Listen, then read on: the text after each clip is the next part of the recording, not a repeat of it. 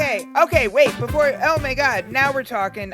All right, I'm gonna let you, look, you have a microphone. Oh, look at you. I bought this just for you. Oh, thank you. And if anything sounds weird, let me know, because this is my first time with it. Oh, I'm glad to be your first time, Rob Tannenbaum. I bet you've been... All the years we've known each other, and I'm finally your first time. All right, ladies and germs, we'll be here all week. It's ImmaLetYouFinish 245 on the Pantheon Media Network. Courtney is sadly in a detention camp for gay men who are not crazy about the first 3 Robin tracks. I may be joining him soon as a heterosexual woman, but we will hold our fingers. We will cross our fingers that the album is better than the first 3 singles that she's released. My pal Rob Tannenbaum is here to talk about many things, including we just waxed excitedly about the New York Knicks. Yeah. Courtney just texted me. He wants disclaimer. The songs are horrible, he said. I was trying to be nice, and how are we going to get tickets? We have to. No, we're trying. We're up. You'll notice I'm staying out of this. No, stay out. How about the Harry Styles record? What do you think about that? I haven't listened to it. Oh, you're a straight guy. You don't. Straight guys don't care about Harry Styles, right? Not that much. I mean, I like him. I certainly like him as a concept. I like him as a concept. Yeah, that's sort of like Geese, right? As a concept, they seem like a good idea. All right. You are here to talk about something way more important than any of these newfangled groups. Yeah. You're here to talk about your 4 CD box set, CBGB, a New York soundtrack, 101 tracks. Yeah. I'm just wondering, you didn't want to round it up to 102 or round it down to 100? You know, I saw, I've seen 2 reviews that described it as a 102 song box set. And it really makes me wonder if music reviewers can't do math into 3 digits. How can they judge records? Like, why are we trusting these idiots who can't even count? Well, that's why it's 5-star reviews. 5-star reviews, right? That's why it makes it easier to do that. And you know what I keep going back to my Discogs page to make sure I have the math right. 24 plus 25 is 49, plus 27 is 76, plus 25 is 101. Every year when I'm doing my semesters, my syllabus, and I have to set the grade, percentage every year, and I'm using a computer and a calculus, I am so proud of myself that it adds up to 100. And I have a master's degree. All right. First off, I have to tell you a funny story, and I won't name the name of the person because they actually are a friend of mine. But when you started posting about this on Facebook and looking for bands and stuff like that, and then when you finally posted who was going to be in the box set, this person I know went on a tirade at me, of course, about why weren't they included, and we were one of Hilly's favorite bands, and I'm like, sweetheart, I know exactly who you're talking about.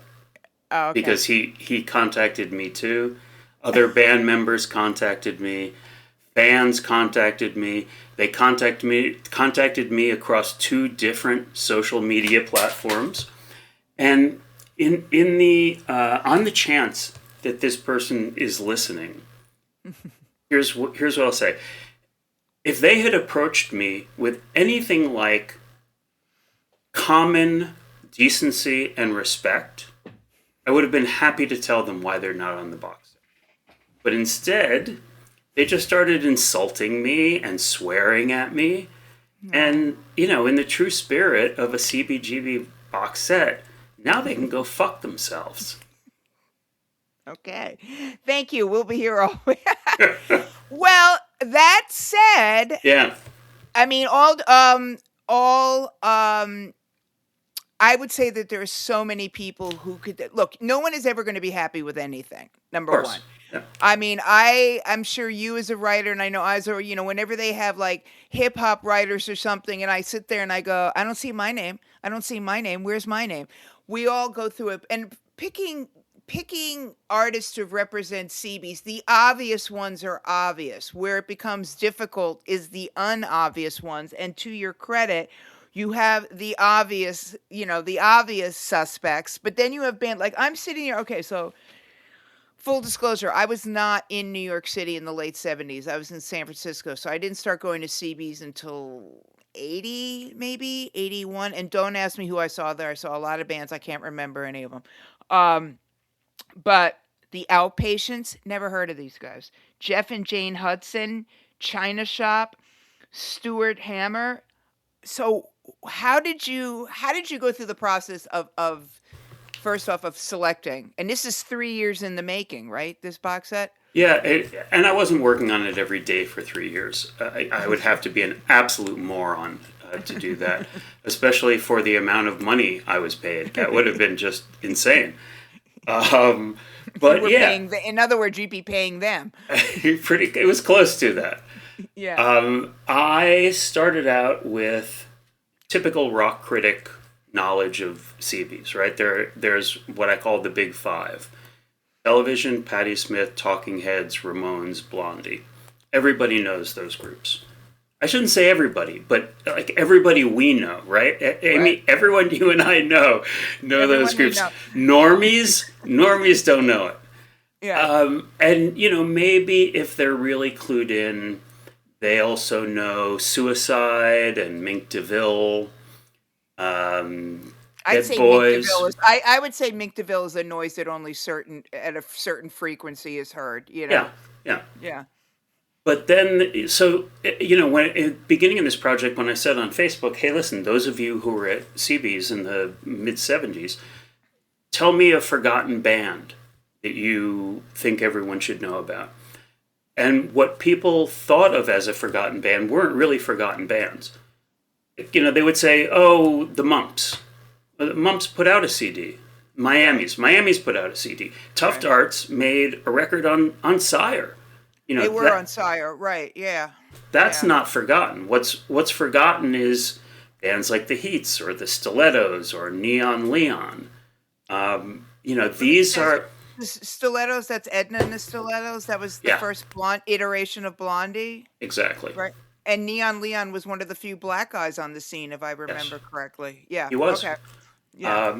So, I wasn't there either. Yeah. And it's not because, well, no, it is because I wasn't in New York. I was also too young. Although I don't think they carded at the door, so maybe 9-year-old me would have been able to sneak in somehow. Easily. I have a longing and a nostalgia for what I missed. Excuse me, I wrote that quote down. I looked at one of your interviews. Excuse me, allow me to quote you, quoting you. Romanticism of the past is romanticism of things I didn't see, which is basically all of us, right? Yeah. Like who doesn't want to be in Paris in the 1920s?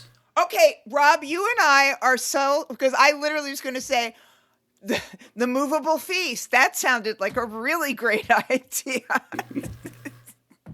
Yeah, There has to be a word for this too. delusion. I think it's called delusion. Maybe. Yeah. Well, okay. I'll tell you what it is for me. Really, it's regret. I regret that I missed this. Yeah. I regret that. I don't think I moved to New York City in 1986. I'm sure that soon after that I started going to CB's, and possibly even before I moved there, I went to CB's. Like you, I don't remember the first band I saw there. Don't remember the last band I saw there either. But I knew that I had missed out on something, right? Right. And I'd say that of my top 5 favorite bands, Talking Heads and Television are 2 of them. And it just seemed to me that there had to be a lot more to this scene than people knew. And by people, I also mean myself. This is as close as I can come to teleporting myself back to a random night at CB's in 1979, which Right. I wish I were able to do. Right. It's funny because when you talk about the I am on my gravestone. It will say several things on my gravestone, hopefully, but it will say only person of a certain age who lived in New York who did not go to the second danceteria. I went to the first danceteria. I never made it there though I did meet Pat and Emily, the wonderful Pat Oh and Emily, yes, at the first Danceteria. That's how I met them when they did the video room. I But love Pat and Emily. I love Pat, and reuniting with them. They actually did our show a couple of years ago, but reuniting with them, they are the coolest chicks in Cool Town. Yeah, they are. Speaking of Danceteria, by the way, another huge regret of mine. I didn't go to Danceteria. I didn't go to Tier 3. I didn't go to the Peppermint Lounge. I certainly worked at the didn't go to. Peppermint Lounge. I didn't worked go. at the Peppermint- Oh, you did? Yeah. What was yeah, that like? A lot of alcohol. Were you getting your ass squeezed all the time? I was not, because I worked with only gay men. No, I was like a fill-in bar. That hasn't back. changed. No, I know. I used to work at A7, which was an after-hours punk club Yeah. on the Lower East Side. All right, Sure. so I worked at A7, and then friends of mine worked at the Pyramid. It was like a club circuit. You worked at one club, and then you went to another club.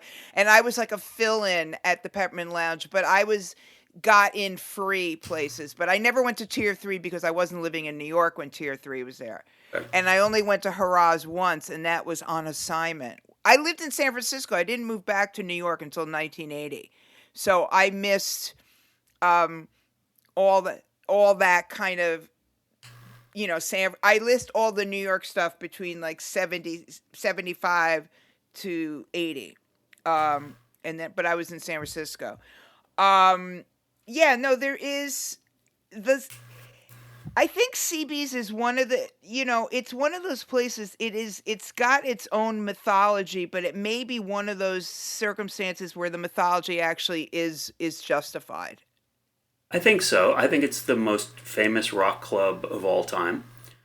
When you were talking about San Francisco, I instantly started thinking about, and you'll correct me if I mispronounce it, Club Mabuhay.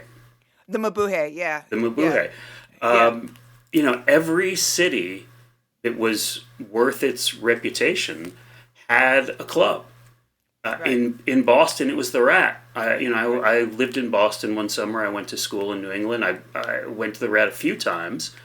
And, there was nothing like walking in that door. Even if the band sucked, you knew it was going to be a good time. Right. And also, just to jump ahead for a second, in the mid-'90s, I was in a stupid punk rock band. I'm not even going to say the name because nobody should look us up. I was in a stupid punk rock band. We should have opened for one another, so to speak. I was in San Francisco. I was the lead singer of the first all-girl punk band in San Francisco. Called what? Versus VS. I have a poster somewhere. I was thrown out of the band because you'll love this. After we did our sound check at the Deaf Club, which was an actual club in San Francisco for deaf people. Yeah, it was great. I was thrown out of the band because they deemed me not decadent enough. I was the non-decadent one in my band too. Yeah. So we played CB's twice. And, in some ways it was horrible. One of them was a High Times benefit. And I think we were supposed to go on at 10:30 and we went on at almost 3. So a lot of it was just like sitting around. And I mean, it was like, that's why I don't ever need to be in a band again, the Right. sitting around. But I didn't mind because I was going to get to play at CB's. There's, even when you said Duff Club, like I have this longing for being able to go back. I wish I could see a show at the Deaf Club or the Mabuhay. The Mabuhay was. There's even the names have romance to them. Well, the Fab Mab. That's what we call it. It was also like, look, first off, let's be honest. I don't know, how old are you? You want to disclose? No, I'm not telling you. All right, I'm old. I'm younger than you. Yeah, you are. All right, fine, whatever. Meanwhile, you're still dealing with a teenager. I'm done with that nonsense. No, we all had a lot of fun back then, let's be honest, because we had no responsibility. It cost next to nothing to live in New York, and we were getting into everywhere for free. Yeah. And you could stay out all night. And I worked at A7, which was certainly, it's funny because when the hardcore matinees started at CB's, it was a spinoff of A7 because A7 was pretty much only hardcore. And then they moved over to CB's, and it was interesting to me when Hilly started, or maybe it was his daughter at that point who was booking the hardcore stuff, because that didn't seem like Hilly's lane, but he might have also realized this is a really good way to bring in a new audience. I don't know if you did any sort of back check on that kind of stuff, because that solidified, as CB's was for the television, Suicide, Tough Darts, that whole world, then CB's became a whole other thing for, the younger, the hardcore kids. Hilly's an interesting topic. He was a pragmatist, and even though he wasn't a great businessman, he was a businessman. The bands he started booking in around 75, so let me stop for a second. Television have perpetuated this myth that they were the first band to play CB's. The story they tell is they were walking down the Bowery, they saw this guy on a ladder, he was hanging up a facade. Right. And they said, "Oh, hey, can we play here?" He was already booking bands in 1974, before television ever played there. But he started out booking the kinds of bands he liked. CBGB, Country, Bluegrass, and Blues. Hilly thought he was opening a country music club on the Bowery. And a few years before he died, he said, "I knew that country music was going to become the biggest music in America. I just didn't know it would take so long." So he was booking all kinds of country bands, string bands. There was a dance band from Philadelphia, Johnny's Dance Band. They played white R&B, and they played there a lot. Queen Elizabeth, which was Wayne County's first band. Right. Quacky Duck. Quacky Duck. Oh. I really do remember them, and that's terrifying. No, I remember that name. Who was in Quacky Duck? There was somebody I know. Yeah, Tony Bennett's two kids led Quacky there was somebody. Duck. Wasn't David Mansfield in that group? Ooh, I'm going to look it up right now. I think it was David Mansfield was in that group. And I know this only because I went to camp with his brother. Quacky Duck and his barnyard friends. I think Danny Bennett, son of Tony Bennett. Tony, right. David Mansfield. Boom, boom, boom. Good for you. Yeah. I'm impressed. Thank you. I have a knack for useless information. I went to camp with his brother, Robert. Okay. So he remember his big brother, because his brother was playing with Dylan at that point, so it was like a big deal to have. Yeah. Rolling Thunder. All right. Yeah. So he was booking these bands that were to his taste, right? And there's a story that I tell in the liner notes where the first time the Ramones play there, Hilly says to Joey, "Nobody's going to like you, but I'll have you back." He wasn't entirely wrong, right? What the Ramones sounded like then is not what they ended up sounding like. Right. But this was not Hilly's music. Yeah. And to his credit, he believed that these bands had something to say, and they had nowhere else to go. And also, look, when you own a rock club, you're not in the music business. You're in the beer business. Yeah. And who's going to sell more beer in a night? A Dead Boys show or a Quacky Duck and his barnyard friends show? Wait, Dead Boys. Yeah. Well, it's the Mabuhay, to get back to that, the guy who booked and ran the Mabuhay, Dirk Dixon, I don't think he had no idea who any of these bands were. I think the only club I can think of in New York where they actually knew the artists was certainly Jim Farrat knew them, and then the women behind Tier 3, but most clubs are businessmen. I mean, Irving Plaza, for years, they were like these it was a Ukrainian dance halls, and somebody said to them, "Hey, there's a bunch of kids dancing in a circle on the floor. Maybe you want to book them." And that's it. I mean, that's it. That's how it all kind of happens. And we need to bring back Quacky. It's years ago, and this is all coming back to me now. Hilly was going to do a memoir, and I got brought in to talk to him to maybe ghostwrite it, and then it never materialized. But I've never really heard anybody say anything negative about him, which is an unusual thing for a for someone who's in the business of working with musicians. Doing your research, did you get any sort of anecdotes that kind of jumped out other than the dog shit on the I have to be coy for a moment, because I'm a pretty honest person. I just don't want to talk about them on the air because I'll end up getting sued by the people involved. No, so and I'm it's sorry to be a wussy in that regard. No, it's not. No. We're all about love and light, love and light. I'll tell you off mic. Okay, cool, and we'll discuss the other person off mic too. Good. Now the band I suggested to you when you were outsourcing hive minding, my ex-husband, father of my son, was a CB's band called the Rousers. I think I looked into them. Yeah, they had their first single produced by Wayne Kramer. And they were they were being scouted by Sire. Was that Party Boy? Yes. Okay. Yeah. They might have been on an early version of my track listing. So that's all right. I don't get child support anymore, so it doesn't matter. The experience of this, I've never compiled a box set before.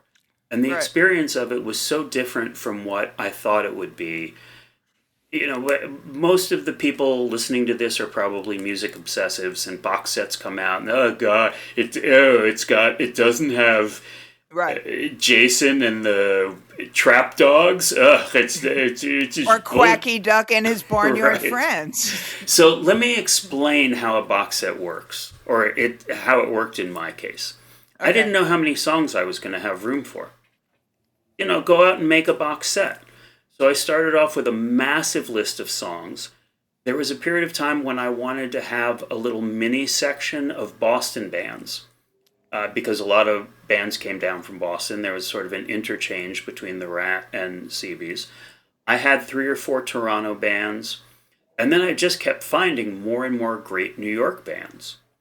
And at some point I realized I have to minimize the number of non-New York bands in this. There are a couple of them, and I think I have good reasons for the ones I included, but guess what? Not everyone agrees. Right. What a shock. Yeah. And I certainly could have filled up a 5th disc. At one point, the record company was considering a 5th disc. There are also things, right away somebody said to me, your box set doesn't have the shirts. You obviously know nothing about CB's. We tried to license the shirts. Okay. Got turned down at least twice. Yeah, who else, I was going to ask, who did you want and couldn't get because of licensing? A lot of names. Let me see what's going to come back to me. I mean, I desperately wanted Teenage Jesus and the Jerks. I wanted Sorry for Behaving So Badly. And, I know Lydia Lunch a tiny bit. One of the nicest people you'll ever meet. Believe it or not. And she had prior experience with the label and had not enjoyed her prior experience with the label. With Cherry Red. Yeah. Yeah. And, I mean, God, there's a whole, I think I wrote about it in the liner notes, actually. Yeah. I really wanted the Fast. Oh, yeah, they were good. Couldn't get them. Comatines, I like them too. Comatines were good. I like the name. It's a good name.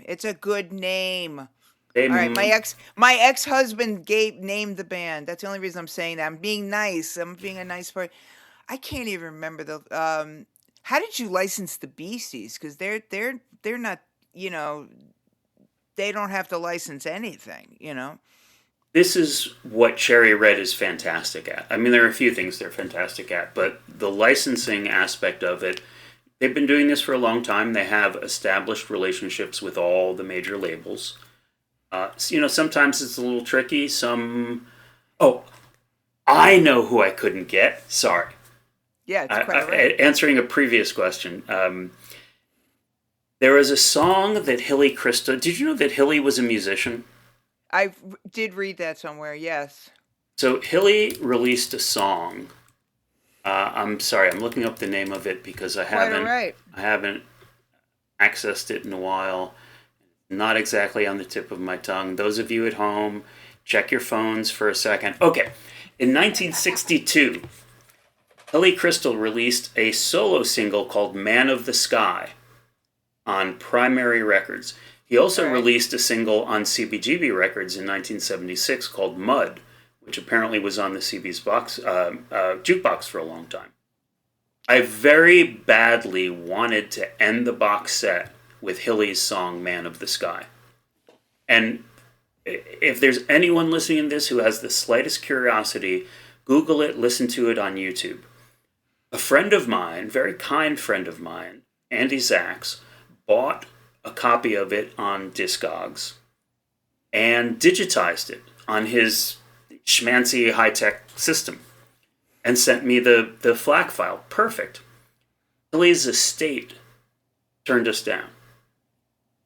Hilly's estate said we would need significantly more money in order to include this song in the box set. So the money that was good enough for Blondie, Ramones, bands that were actually successful, was not enough for whoever runs Hilly's lawyer or Hilly's estate. I mean, and also just the irony is that this is the box set, along with being an homage to New York, is an homage to him, in his vision. And like here, we're going to put a song that nobody has ever heard before. Well, you do have, I have read that the estate is a little prickly, to put it kindly. Yeah. You asked before if I had ever heard a bad word about Hilly. That's I'm not getting near it. But if people want to Google Hilly Crystal Estate, they can read all they want to about the shenanigans that have gone on between family members. Yeah. Did you, how did you decide, it's actually funny when you talk about Mink DeVille. See, I knew them as a San Francisco band. They started in San Francisco. And then they came east because there's better heroin in New York, obviously. Okay, so, come on. I mean, allegedly. Allegedly. Allegedly. I mean, that's why everybody else from San Francisco, that's why the nuns came here. So Mink DeVille was a band fronted by Willie DeVille, as you know. I'm just saying this for listeners. Oh, for those of you playing our at-home version? His name, of course, his last name was not DeVille. I believe it was Billy Borsay. And he's from Stanford, Connecticut. As am I. He and I are from the same hometown. Oh, yeah. Oh, wow. Okay. Yeah. My favorite, when I go up to Connecticut every couple of months, it's the Metro North stops there, and then we just take a straight shot through the state. Wow. Willie was from the mean streets of Connecticut. Hey, that is one of, first off, I absolutely adore him and those albums. And that documentary really shines a light on him. But that is one of the great reinventions of persona and image of all time, because he's literally like a nice Irish boy from like the right side of the tracks. And you would think that he was like Bernardo in West Side Story by the time you got done with him. So you do have a Mink DeVille song on it, right? And by the way, the band The Senders, they're represented on Philippe Marcade, like many people in the CB scene, was not born in New York. Came over here to visit from France, and I can't remember exactly. The story was that he fell in love with a stripper.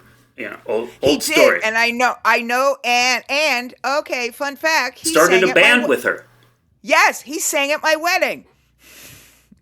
Because my ex-husband was in a band with Philippe. Is this show only about your ex-husband? No, because I never even talk about him. I usually just call him Lucian's father. This is the third mention of him. No, but I'm saying Philippe, I knew Philippe for years. He was they used to call him the French Johnny Thunders. So Philippe said one time, I think it may have been in his memoir, that Yeah. Willie DeVille was the best white soul singer he ever heard. I'm not going to argue. I don't know the best, but I'm not going to argue with in terms of Willie DeVille's. Yeah, I mean, I have nothing. I could listen to Le Chat Bleu once a week and be a very, very happy human, and they were a great band. How did you decide which songs of the groups to pick? I'm going to assume you didn't want to go for the hit of the groups that had hits. So how did from the top five, from the five CBs, all stars, how did you go about deciding which songs to pick?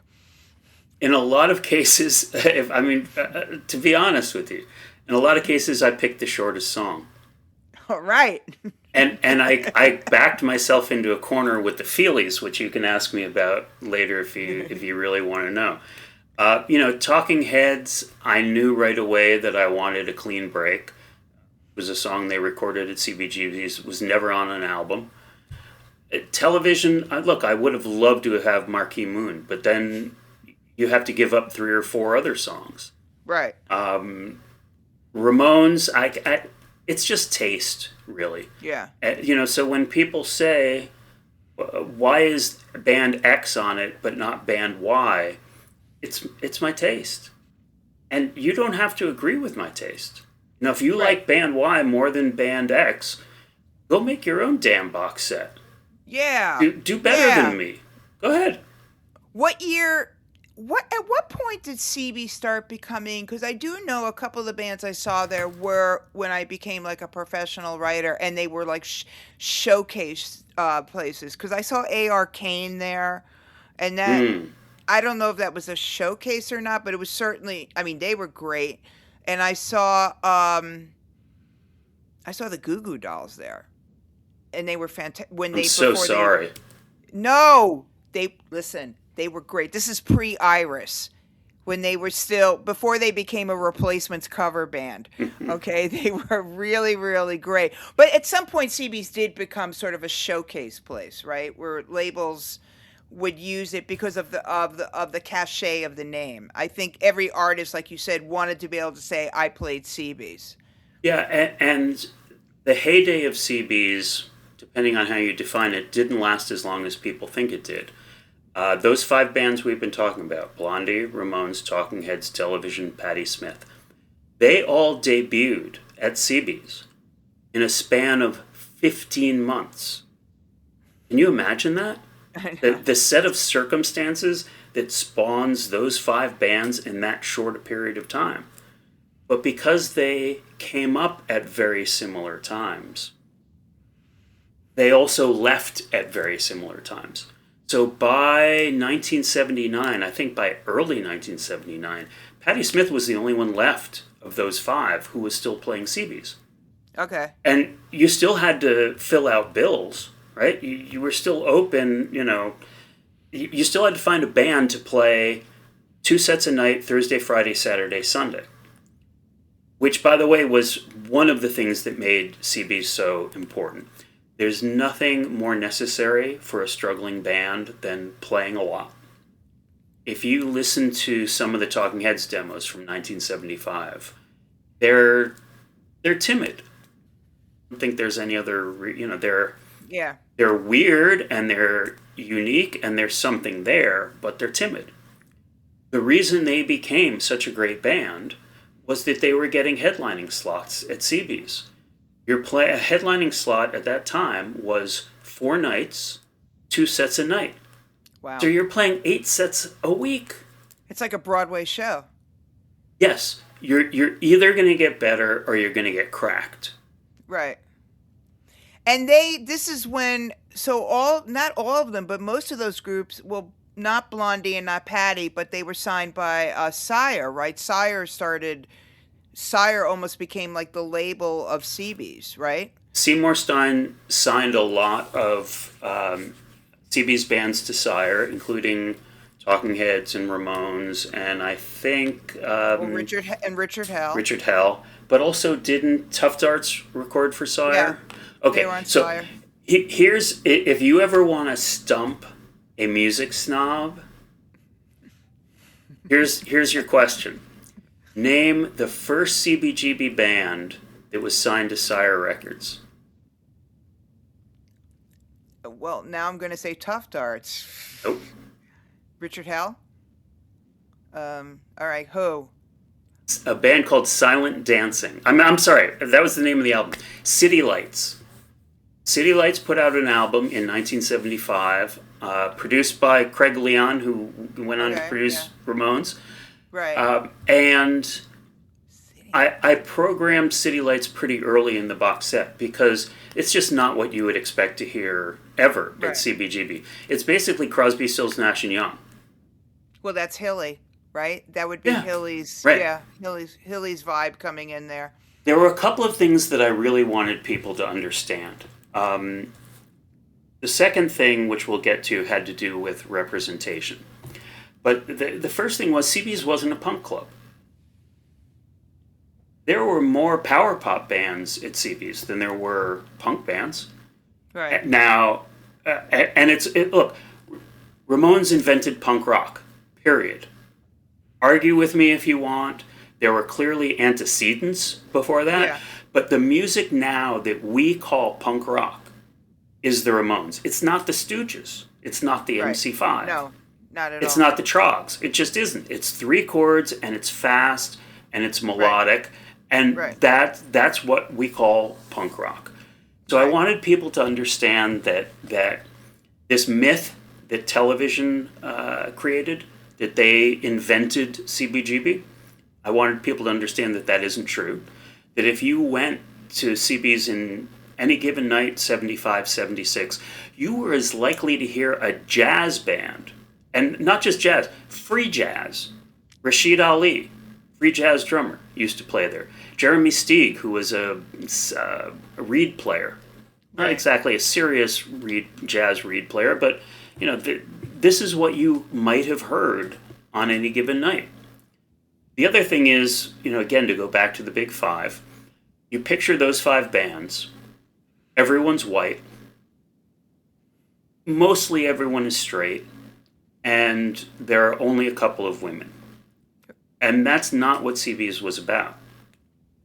CB's was CB's was DEI, and and I rejoice. Look, I didn't start out planning to make this a theme of the box, but once I came across the band Pure Hell.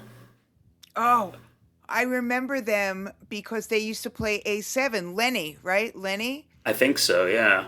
Yeah.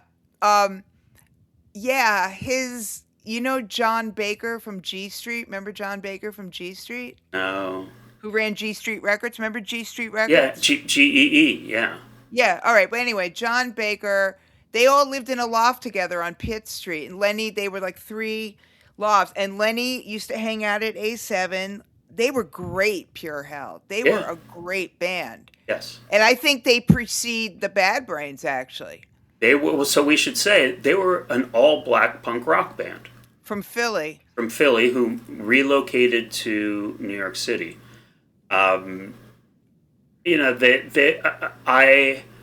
As much as I just wanted to find bands I'd never heard before, and, in that respect, this was kind of a selfish thing, right? This was me wanting to find bands I didn't know about.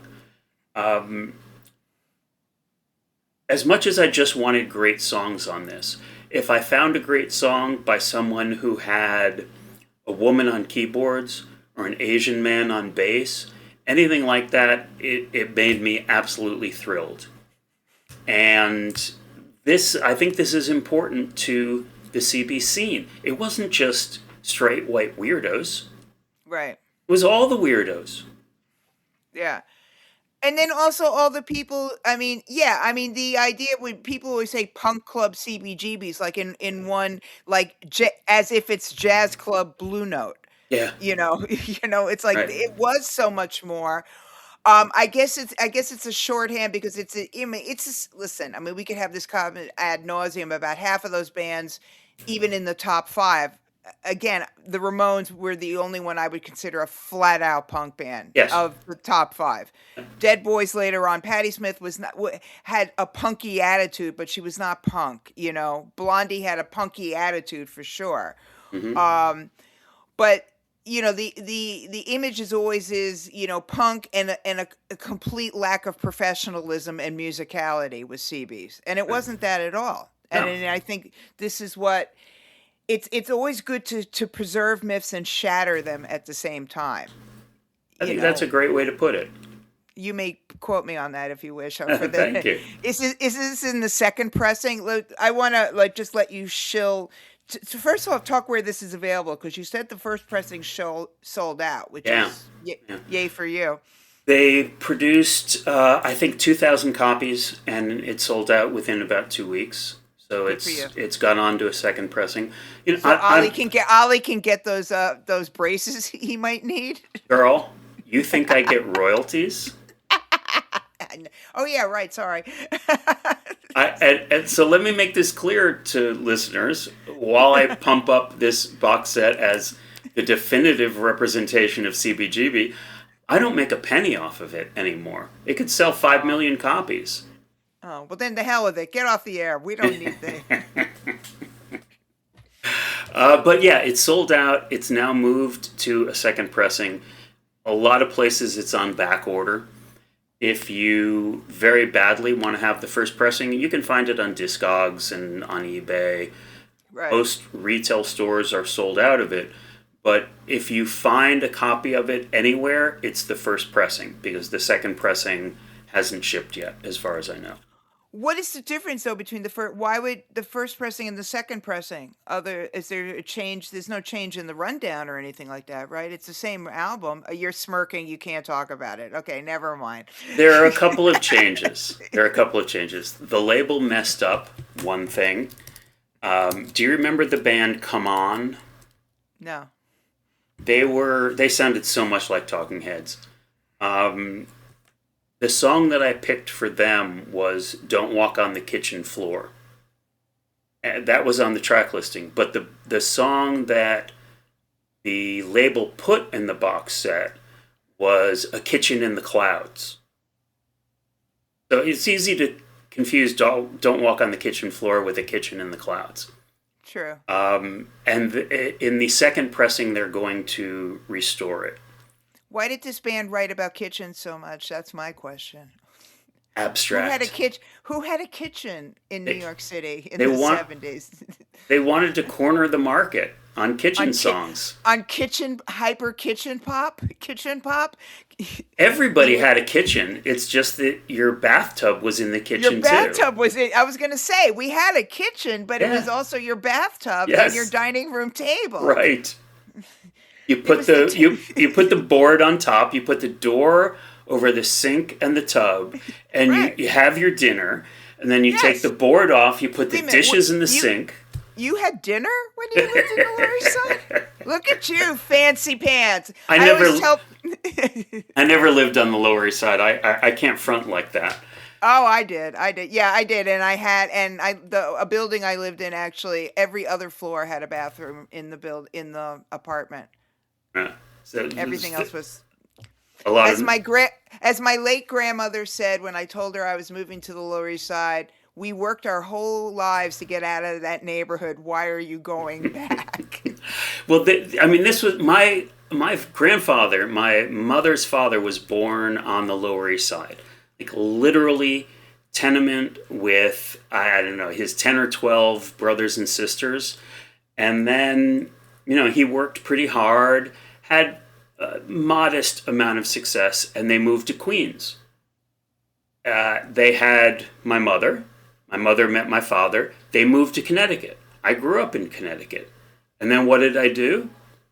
I moved back into New York City in practically a tenement. It's No, the I circle know. of life.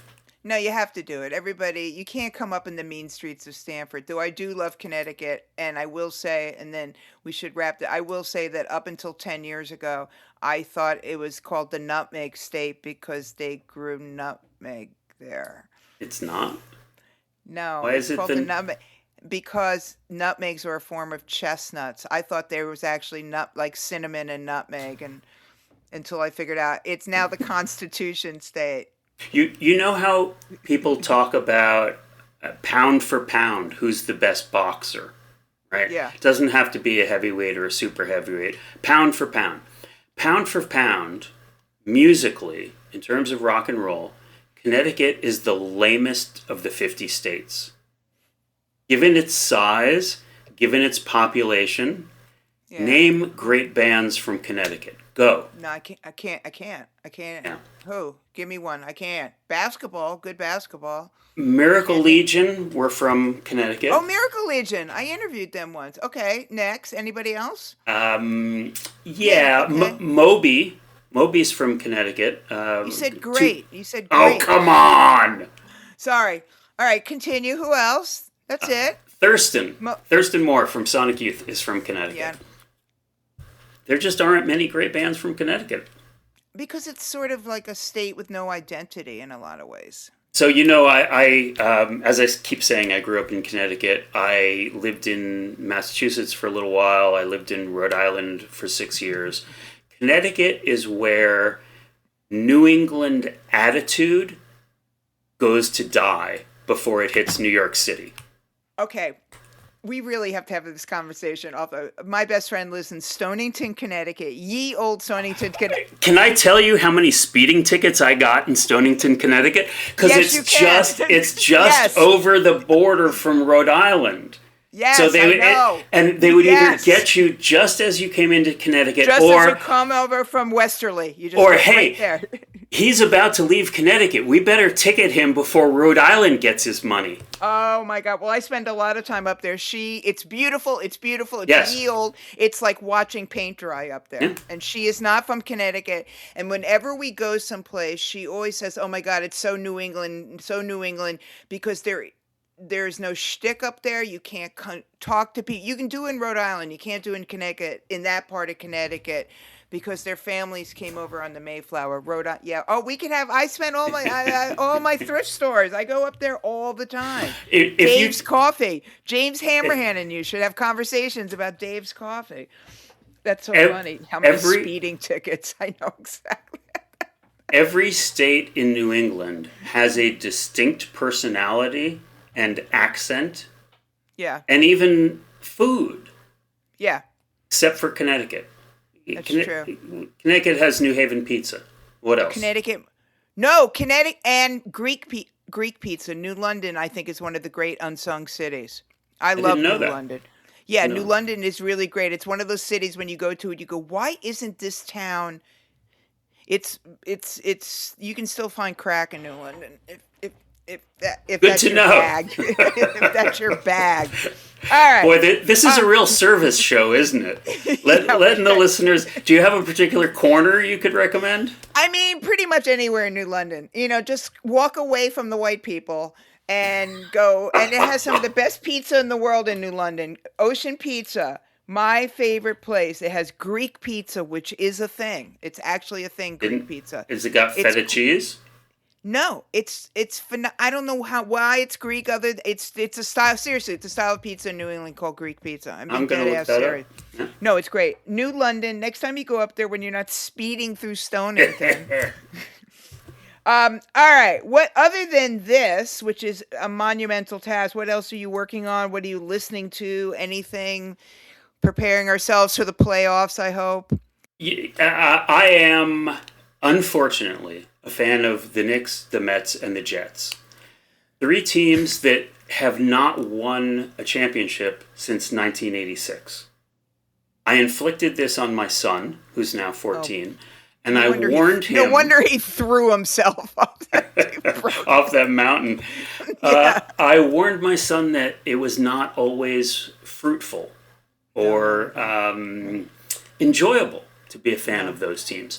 But here's what I taught him, which he now repeats, and I want you to think about this as a thought experiment. I'm going to write it down. Okay.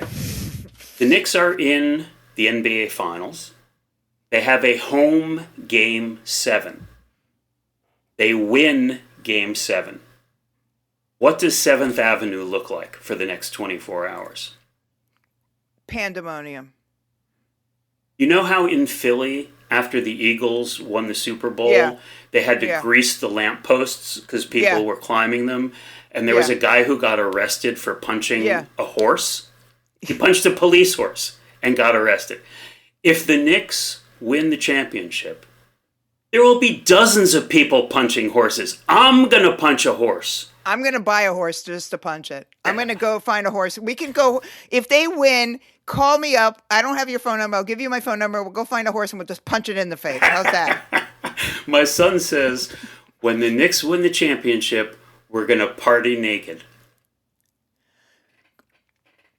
You know how we can guarantee Was your that championship? awkward? I'm sorry, was that awkward? No, it's quite all right. I don't want to think about your 14-year-old son negative. It's all the same to you. But you know how we can guarantee a championship? How? James Dolan goes into an irreversible coma. Yeah, that's a whole other conversation that must be had in person. Nobody understands our pain with that. For the record, I did not respond to that. No, I didn't say I want. I said it could theoretically. Did I have to send you these pictures, by the way, because there was a Knicks event at LIU where I teach. Rod Strickland is the coach there. Yeah. And I keep telling my students, my failing basketball, why can you introduce me to him? Oh, he doesn't like to meet people. I said, that's not what I asked you. I said, could you? I didn't ask you whether he wants to meet me. I want him. Well, anyway, they had a Knicks event. Monica McNutt hosted it. Love her. Love her.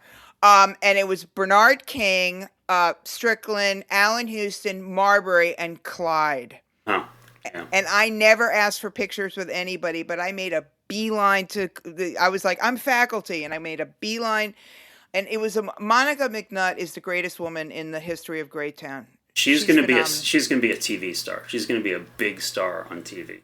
Oh, she's amazing. She's amazing. All right. What? No, not yet. Whoa.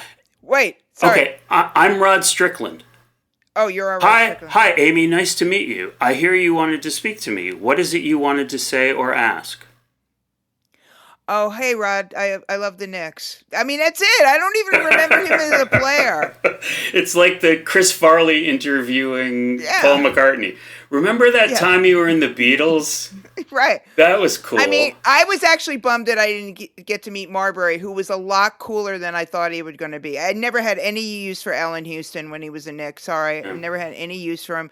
Bernard King, I was always scared of Bernard King. He's the nicest guy in Nicetown. I just read that his wife just passed away. Actually, it's very sad, but so nice and from the neighborhood. He's from Fort Greene. He's from the Fort Greene houses there. All right. I want to thank you for doing this as always. It's always fun. It's always fun, and it is. And then when we log off, we will exchange, because I think we are talking about the same person, but we'll go into it because I'm a professional and so are you. All right. So cats and kitties, this is, I'm going to let you finish. Whoa, sorry, go. Sorry. Here's the answer to what I'm listening to, and I'm just going to say it because I think there is some service value to this. There's a wonderful book about a different aspect of New York City in the same era, life and death on the New York dance floor. If you go on Spotify, look at Tim Lawrence's book. I love Tim Lawrence. People as tributes on Spotify, people have gone and created life and death on the New York dance floor playlists. Which is almost every song in his book.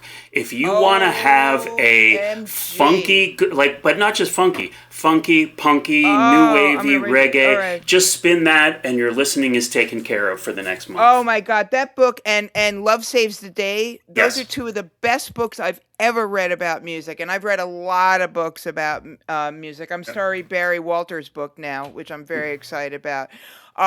All right, I will definitely do that because I'm getting on a plane next week, which means I have to get to the airport now, I suppose, to line up. You going to Connecticut?